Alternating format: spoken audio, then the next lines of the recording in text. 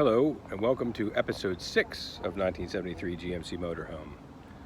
While we have a GMC Motorhome and we have a Triumph Stag and we have a International Scout and other vehicles and an old dump truck, I still had to pick up this Buick. I was committed to it earlier, so now we've got a 52 Buick in the stable as well.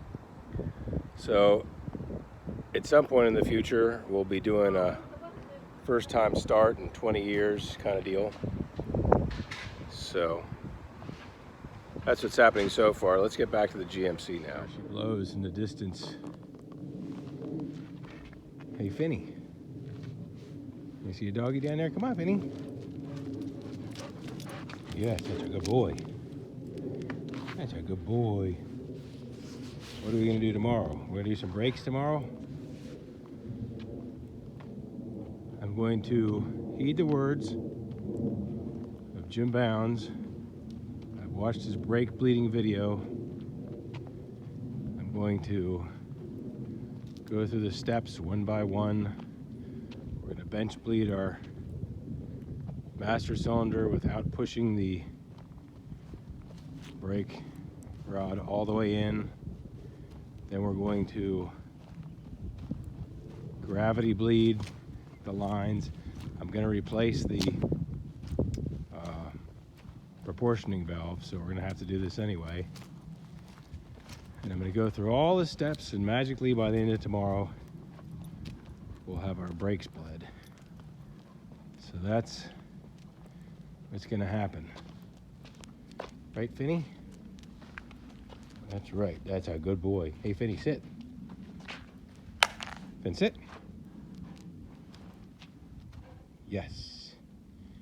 Good boy. Such a good boy. All right, we'll see you tomorrow. All right, so I looked at my LKQ app. Saw they had a nice conversion van. We're going with gray on the inside for $100. I got a pair of really nice gray plush captain's chairs. There's the other arm on that. It just doesn't fit in, but these have a simple bolt pattern underneath. It's 4 bolts. It should bolt right onto my plates, and that's a lot cheaper than reupholstering those other seats to gray. And I got sidetracked again. So these seats that I got out of the junkyard I want to put in, and I just love them. They're gray. We're going to do the gray carpet interior and gray cushions in here as opposed to the purple.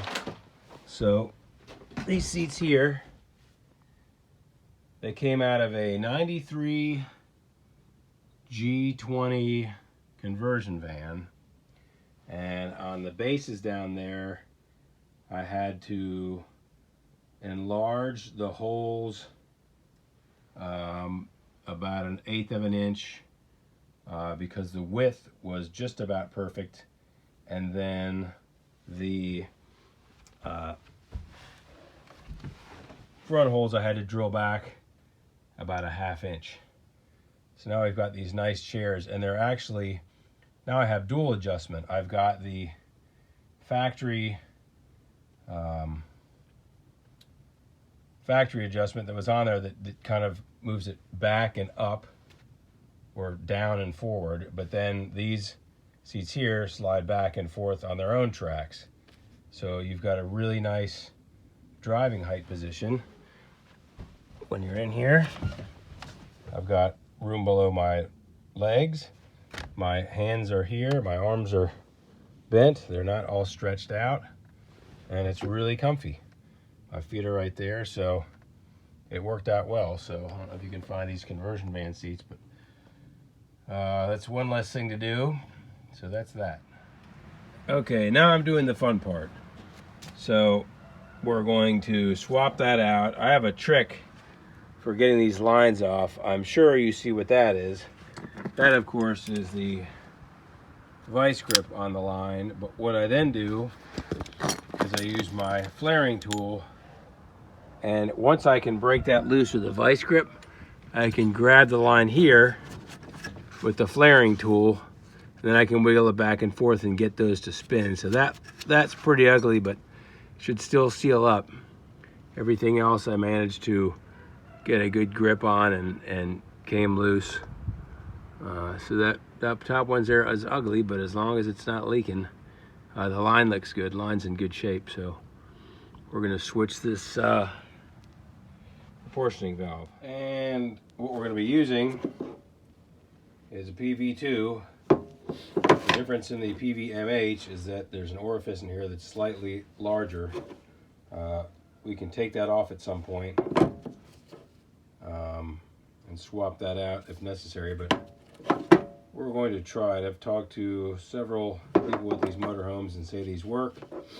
This is what I could get quickly, so that's what we're going to use, and we'll see how it works.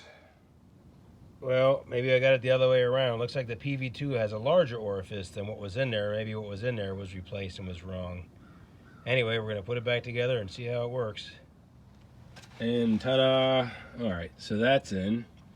I've also got the blue knurled knob up there. That is my brake bleeding tool. That will keep the valve from shuttling back and forth when I'm attempting to bleed these brakes. Now, I'm going to listen to Jim, and I'm going to go to the farthest brake, and I'm going to just start gravity bleeding it and run a couple bottles of fluid through there, and we'll make sure everything gravity bleeds, the front and the back, and then after that's done, we're going to start pumping using our block under the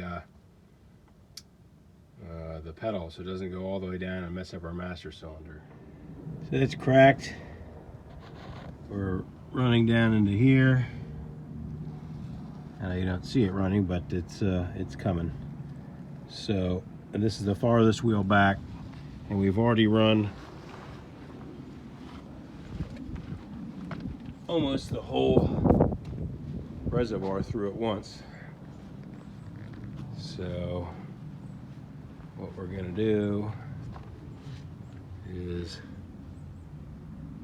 looking at this reservoir, we can see right where that level is. So then we'll probably let that run down to about, I don't know, half, and that should be enough. So we'll see, and I'll seal that up and then do some more wheels. All right. I mean, I think that's pretty good. You gotta obviously make up for all that, those 4 drums in the back. But, oh yeah. I mean, that feels like, it almost, that's just amazing. Yay. All right, we got, yes. So we've got our brakes squared away, finally. So the question is, we did replace the proportioning valve, and we did use the brake bleeding tool. And we also used Jim's method of gravity bleeding all the wheels, which took a long time. And then we did some pumping, but when we pumped, oh, they feel good. When we pumped, we did not pump all the way to the floor. So that worked. So now, the next thing to do is work on, by the way, this turns very tight. It's kind of ridiculous. The next thing we got to do is we've got to work on our stalling problem. I'm just kind of babying it today, and it seems like when I baby it, it doesn't stall. So I think that is probably, we're going to go to fuel issue, and that's going to be for the next episode. So episode 6, we put in our awesome new seats, and thank God we've got our brakes finally working now. All I need to do is get this shutting off sorted out, and I got something that I can, you know, start driving, and I'll start taking it on trips and longer, you know, going to work and checking reliability out. All right, well, thanks for watching episode 6. See you soon. Okay, so this is the brake bleeding tool that keeps your piston from shuttling back and forth in your proportioning valve. When you put this in, it holds the piston in place. Otherwise, every time you pump up, if there's an air bubble in the rear, it's going to slide back and block that off and run all the fluid to the front, so you'll never bleed it like that. So you get yourself one of these things and screw it in there. Anyway, I can't do it while holding a phone, but yeah. Screw it in there all the way down. It holds that in place, and then you can bleed. And this is apparently extremely necessary.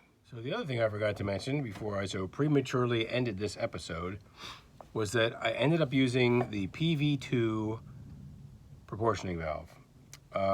And I used it because that's what was available, and when I get a day off work and I can work on this, I got to do it. So I did that. I've been getting lots of parts from Applied Air Filter, and everything has been wonderful and great, and they have the correct PVMH. So I don't know what the difference is between the two. And these brakes, I don't know what they should feel like. They feel great, but maybe they'd feel even greater with one of those. So I would just get yourself one of those if you have time. Just order it. They're like 99 bucks or something. They're not that much dough. And then you absolutely know you have the right thing to start with. So that's it. All right. This is the end of episode 6. See you next time.